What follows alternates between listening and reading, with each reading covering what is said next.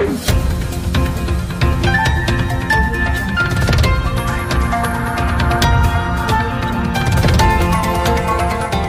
देख रहे हैं मगरा न्यूज राजस्थान, खबरें सबसे तेज।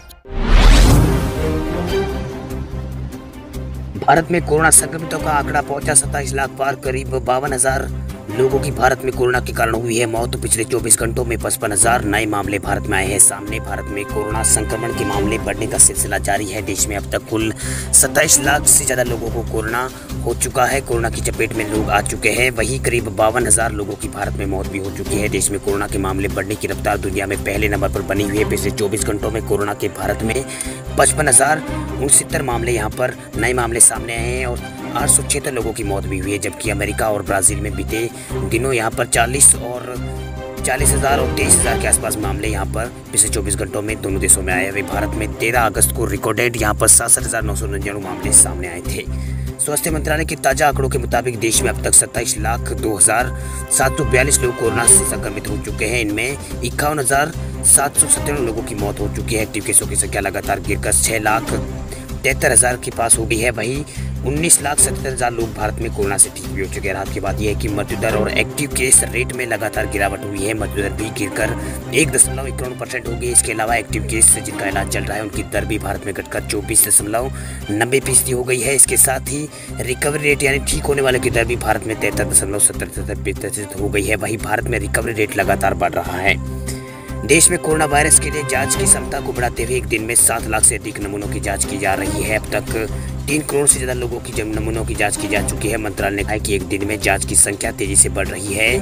भारत में पिछले कई दिनों से रोजाना 7 लाख से अधिक नमूनों की जांच की जा रही है। वे आंकड़ों के मुताबिक देश में महाराष्ट्र में 1.5 लाख से ज्यादा कोरोना संक्रमितों का विभिन्न अस्पतालों में इलाज चल रहा है। इसके बाद दूसरे नंबर पर तमिलनाडु, तीसरे नंबर पर नई दिल्ली है। वहीं चौथे नंबर पर गुजरात और 5वें नंबर पर पश्चिम बंगाल है। इन 5 राज्यों में सबसे अधिक एक्टिव केस है। एक्टिव केसों के मामले में दुनिया में भारत तीसरे स्थान पर है।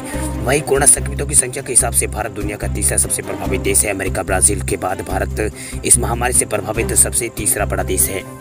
किसानों के लिए खुशखबरी, फसल खराब हुई तो बिना प्रीमियम मिलेगा 1 लाख रुपया। अक्सर किसानों को फसल खराब होने के चलते भारी नुकसान होता है। किसानों की समस्या को देखते हुए गुजरात सरकार ने एक खास योजना का ऐलान किया है। हाल ही में गुजरात सरकार ने किसानों के लिए खास योजना शुरू की है। गुजरात सरकार की इस योजना का नाम मुख्यमंत्री किसान सहाय योजना है। इसके तहत सूखे और ज्यादा बारिश या बिना मौसम वाली बारिश के चलते अगर फसल को नुकसान होने पर किसानों को 1 लाख रुपए तक की आर्थिक सहायता दी जाएगी।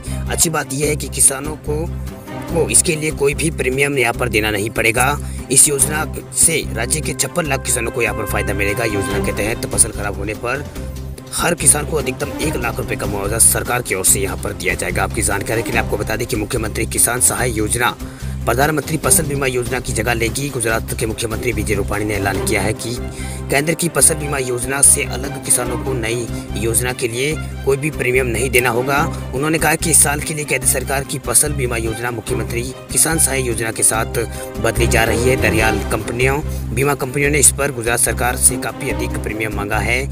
वहीं बीमा कंपनियों ने मांग की है कि बीमा कंपनियों के अनुसार राज्य सरकार को 45 करोड़ रुपए यहाँ पर सरकार को देने पड़ेंगे। वे रूपाणी के अनुसार जून से नवंबर के बीच बाढ़ या बेमौसम बारिश के कारण किसानों की खरीद की फसल पर कई बार बर्बाद हो जाती है तो सरकार 4 हेक्टेयर के हिसाब से यहाँ पर मुआवजा देगी। अधिकतम 4 हेक्टेयर के लिए नुकसान पर 60% फसल खराब होने पर 20,000 रुपया प्रति हेक्टेयर का मुआवजा दिया जाएगा। 25,000 रुपये प्रति हेक्टेयर का मुआवजा यहाँ पर 60% से अधिक फसल खराब होने पर दिया जाएगा। रूपाणी ने कहा कि औसतन 1,800 करोड़ रुपए का प्रीमियम यहाँ पर देना पड़ता है, जबकि इस बार बीमा कंपनियों ने हमसे 4500 करोड़ रुपए का प्रीमियम मांगा था। इसे देखते हुए सरकार ने अपनी योजना यहाँ पर शुरू की है।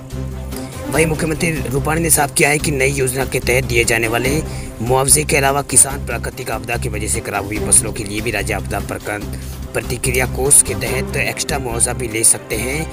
इनके अनुसार एक समर्पित पोर्टल यहाँ पर शुरू किया जाएगा जिससे किसान ऑनलाइन आवेदन कर सकेंगे। वन अधिकारी अधिनियम के तहत पंजीकृत आदिवासी किसानों को भी इस योजना में शामिल किया जाएगा। आपको बता दें कि राज्य सरकार ने पहले ही फसल बीमा प्रीमियम का भुगतान करने के लिए 1,800 करोड़ रुपए अलग से रखे थे। अब इसे पैसे का इस्तेमाल नई योजना के लिए होगा। राजस्थान सरकार का बड़ा ऐलान, जेल और होमगार्ड के जवानों को हर साल मिलेगा 7,000 रुपए का वर्दी भत्ता। राजस्थान के मुख्यमंत्री अशोक गहलोत ने सोमवार को बड़ा ऐलान किया है। उन्होंने कहा कि राजस्थान में पुलिस और जेल और होमगार्ड विभाग के स्थायी कार्मिकों को अब वर्दी किट भत्ते के रूप में हर साल एक मुश्त 7,000 रुपये दिए जाएंगे। सरकार के इस फैसले के बाद राज्य के पुलिस विभाग के 90,000 कर्मचारियों को इसका फायदा होगा। साथ ही इससे राजकोष पर करीब 63.43 करोड़ रुपए का वित्तीय भार आएगा। मुख्यमंत्री के इस प्रस्ताव पर गृह विभाग ने भी मोहर लगा दी है। आपको बताते चले कि पिछले साल मुख्यमंत्री ने गृह विभाग के प्रभारी मंत्री के रूप में पुलिस व जेल एवं होमगार्ड विभाग के स्थायी कार्मिकों को एक मुश्त 7,000 रुपये वर्दी और किट भत्ता देने की घोषणा की थी। सरकारी बयान के अनुसार इस मंजूरी से पुलिस विभाग के कांस्टेबल से सहायक उप निरीक्षक स्तर तक के 86,447 कार्मिकों को और होमगार्ड विभाग के कांस्टेबल और हेड कांस्टेबल तक 422 और जेल विभाग के प्रहरी से लेकर उप कारपाल तक 3,712 कुल सहित 90,721 कार्मिकों को इसका लाभ मिलेगा। एक समय था जब भारत में स्कूटर की भारतीय बाजारों में काफी मांग थी। 70 से 90 के दशकों में यह स्कूटर लोगों के दिलों पर राज करता था, लेकिन अब स्कूटर को भारत में बनाने वाली सरकारी कंपनी स्कूटर इंडिया को बंद करने की यहाँ पर खबरें आ रही है। सूत्रों से मिली जानकारी के अनुसार सरकार की योजना पहले से कंपनी की पूरी हिस्सेदारी बेचने की थी, लेकिन किसी ने भी इस स्कूटर इंडिया को खरीदने की में पर रुचि नहीं दिखाई थी। ऐसे में सरकार ने अब इस कंपनी को बंद करने का फैसला किया है। जानकारी के लिए आपको बता दें कि सरकार ने स्कूटर्स इंडिया में 93.87% सरकार की इसमें हिस्सेदारी है। बॉम्बे स्टॉक एक्सचेंज पर कंपनी का शेयर 5% के ऊपर सर्किट लग गया है। वही उद्योग मंत्रालय ने स्कूटर इंडिया को बंद करने का प्रस्ताव को तैयार कर लिया है। सूत्रों की माने तो इसकी सारी जमीन को बेचकर उत्तर प्रदेश सरकार को वापस कर दी जाएगी। कंपनी की मशीनें और प्लांट भी यहाँ पर बेच दिए जाएंगे। सूत्रों के मुताबिक स्कूटर इंडिया के ब्रांड को अलग से बेचने के लिए पूरा खाका तैयार कर लिया गया है, जिसे बेचने की पूरी जिम्मेदारी यहाँ पर MSTC की होगी। ये सरकारी कंपनी इससे बेचकर जो पैसा सरकार को मिलेगा उसका इस्तेमाल कर्मचारियों के VRS में होगा। वही बंद करने से पहले इसे शेयर बाजार से डीलिस्ट भी कराया जाएगा। मध्य प्रदेश में सरकारी नौकरियों को लेकर बड़ी खबर है। मध्य प्रदेश के मुख्यमंत्री शिवराज सिंह चौहान ने मंगलवार को बड़ा ऐलान किया।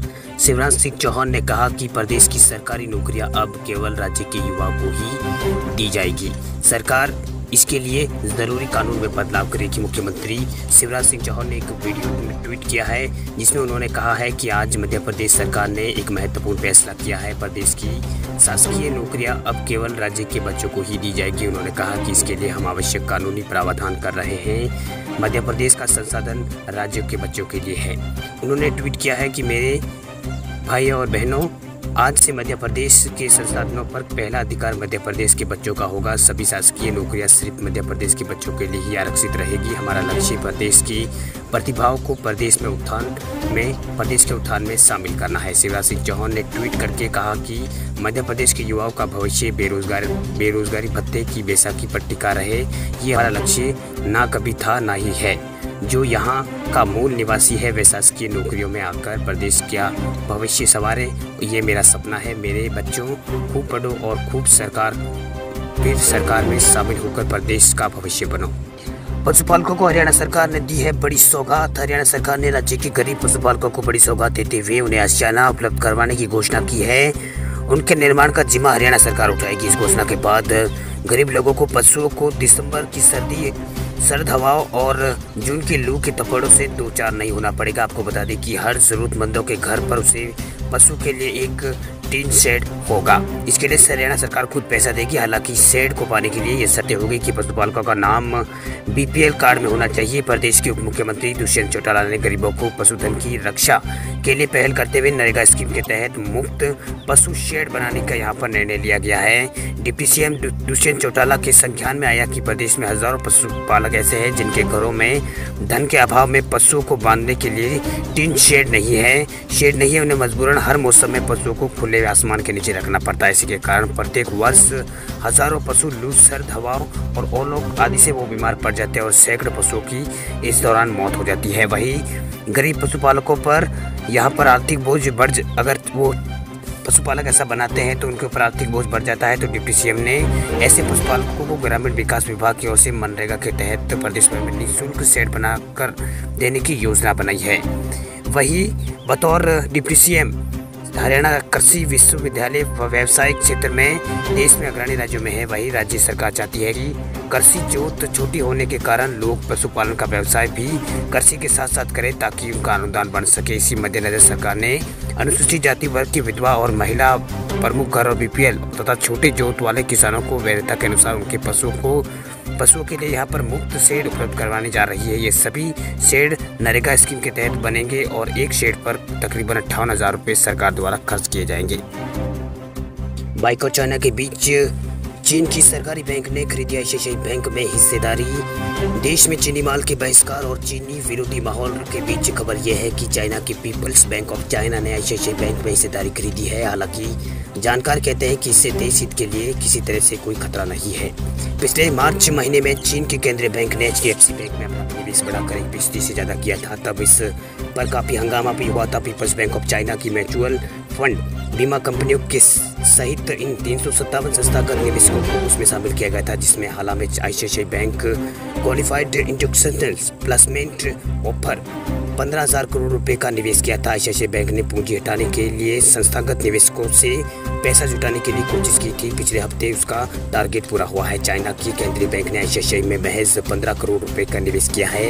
यह निवेश क्वालिफाइड इंस्टीट्यूशनल प्लेसमेंट के जरिए हुआ है। अन्य विदेशी निवेशकों में सिंगापुर में सरकार, मॉर्गन इन्वेस्टमेंट और सोसाइटी जनरल आदि यहाँ पर शामिल है। वह एक्सपर्ट कहते हैं कि बैंकिंग भारत में काफ़ी रेगुलेटेड यानी रिजर्व बैंक की शक्ति की निगरानी में रहने वाला कारोबार है, इसलिए इसे देश हित को कोई खतरा नहीं हो सकता है। इससे पहले चाइना के इस केंद्रीय बैंक ने housing loan company HDFC limited में निवेश पिछले साल किया था, जिसमें काफ़ी हंगामा भी हुआ था। चीन का केंद्रीय बैंक अब अमेरिका की जगह भारत जैसे दूसरे देशों में निवेश बढ़ा रहा है। पिछले साल मार्च में चाइना की केंद्रीय बैंक ने एचडीएफसी में अपना निवेश बढ़ाकर 1% से ज़्यादा किया था। इस पर तभी हंगामा हुआ था। इसके बाद सरकार ने विदेशी पोर्टफोलियो निवेशों के नियमों को और भी सख्त कर दिया था। खासकर चीन और अन्य पड़ोसी देशों से आने वाले निवेश के लिए सख्त नियम बना दिए गए थे। हालांकि बाद में चीन बैंक ने एचडीएफसी में अपना एक निवेश 1% से कम कर दिया था।